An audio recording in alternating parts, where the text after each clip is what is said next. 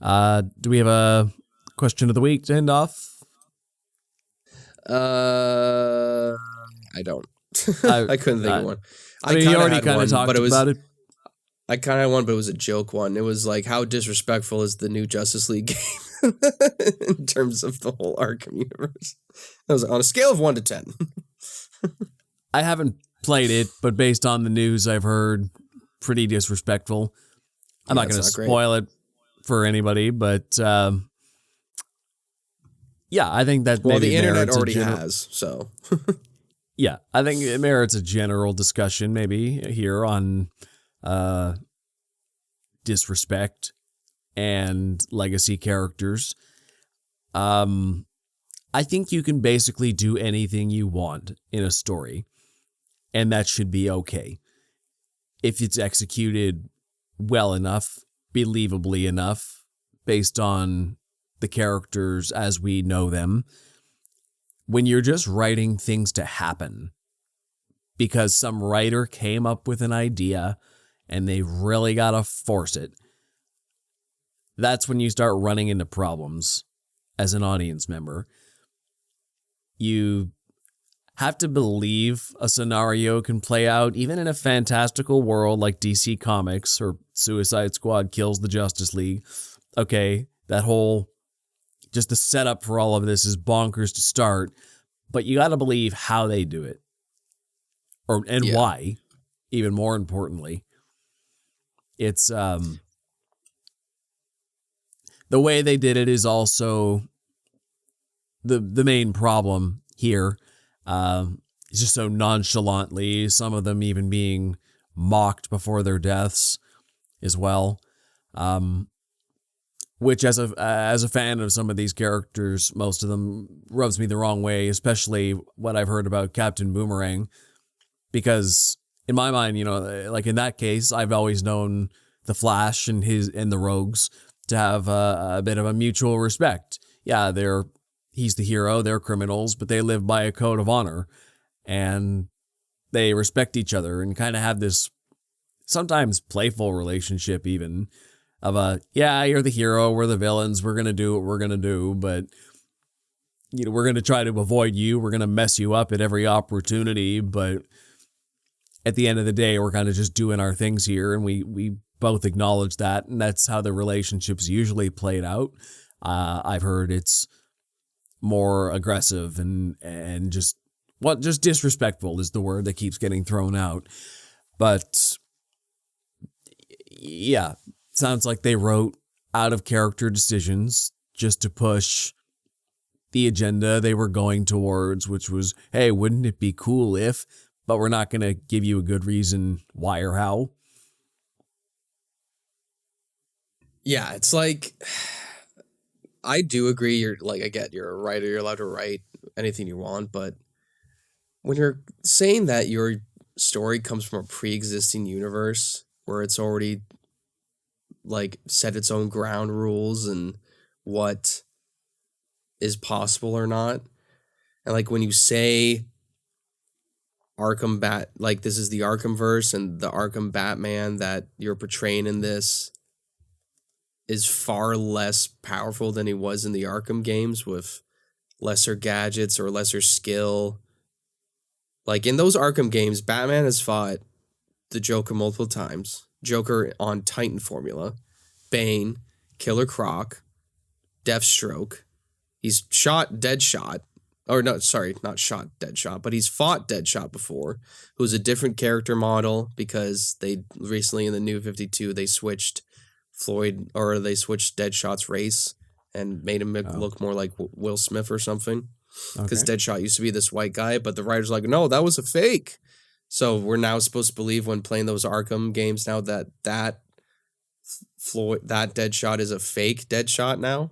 I see. Which is just retconning and is just kind of pissing on writers of the past. So there's that stuff when you're... Is it the same universe or is it not? Just be consistent. Well, that's what they say. They say it's the same universe. That's what they say. But it's like, when you say that, you're not writing properly to make us believe that is the same universe. You're throwing inconsistencies in there. and They've you're thrown retconning, them. which makes me believe you're a bad writer. I'm sorry, but you're just saying it so you can have more people play this game, and that's not how you do things. Yeah, There's this whole compilation I saw on, like, again, it's TikTok too, but there was a lot of Phase 4 Marvel writers. There's a compilation of them being like, I never read the comic, or I wasn't a fan of the comics. I'm like, this is the problem, is you're taking pre-existing universes or pre-existing stories and writing your own twist on it just cause you feel like it or you want to stand out, which is fine. But you have to set the following precedent and the following rules that were set before you came along. Otherwise, you're just shitting on it. Yeah. I don't have a problem with controversy. Kill the Justice League all day long. Sure, fine. That could be an interesting story. But once again, for me, it's just about the story. Do I buy it? Is it interesting to follow through? In this case, it just sounds disheartening and upsetting and not that enjoyable to play through, not very rewarding to spend my time on as a story. What's it really showing except, okay, here's a group of smarmy badasses murdering all my childhood heroes without really much redeeming besides it? Did the Suicide Squad get developed as great characters in their own right? Did they feel bad about any of this? Doesn't sound like. Have any kind of regrets or, upset at the way they're being used, probably by Amanda Waller. The Suicide Squad's a very interesting concept just in general, but it sounds like this story missed a lot of potential. I think the premise is okay on paper. Sure, Yeah, it's world's fine. greatest heroes go bad. You need somebody who can take them out.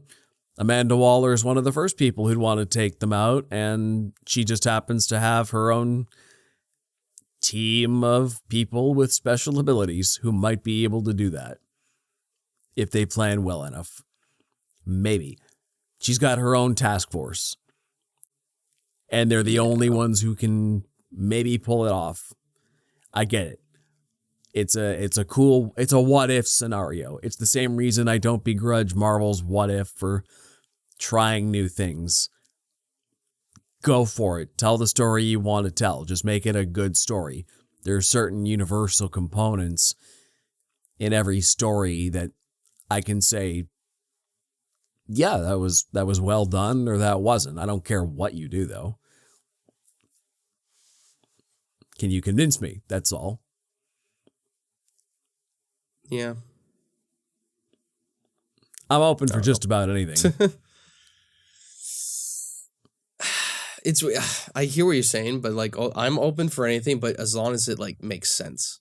You know what I mean? Like, that's my point. What is the goal you're trying to achieve here? Like Suicide Squad kills the Justice League. Okay, what's the goal here? What's the goal to be like? We just want to make this fun game that's about the Suicide Squad, and what it'd be a funny what if, or are we even like trying to make it like it looks like fun, I guess, from like a gameplay aspect, but also there's just like when you're just kind of in a way character assassinating these somewhat known like over 80 years characters and just kind of making them look silly in some aspects. It kind of makes me not care about your reasoning for making the game or even like your goal here. Like I understand what the goal is to make a fun game, but then when you're shitting on characters that are so beloved and of the past, you're kind of just like, okay, we see where your ideas lie and we see where you're, that you really don't care that much. And that's really what pisses me off about stuff like that or other adaptations or sequels that don't really treat characters of the past with respect, because this is what got you here. This is like, without those characters, you would never be able to make this game.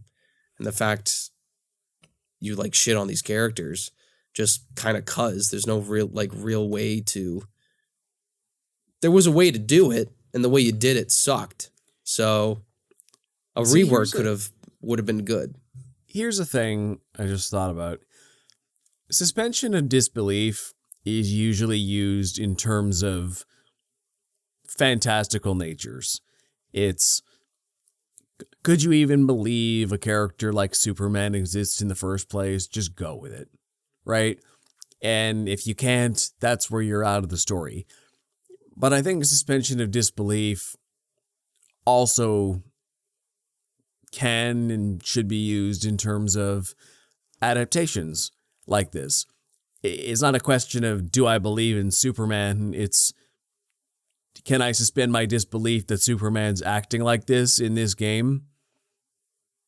It's not, can I believe a man can fly? It's, do I believe he'd act this way based on what I know about him? It's funny, like, I've suspended my disbelief so hard that the really fantastical things aren't even the problem for me at this point.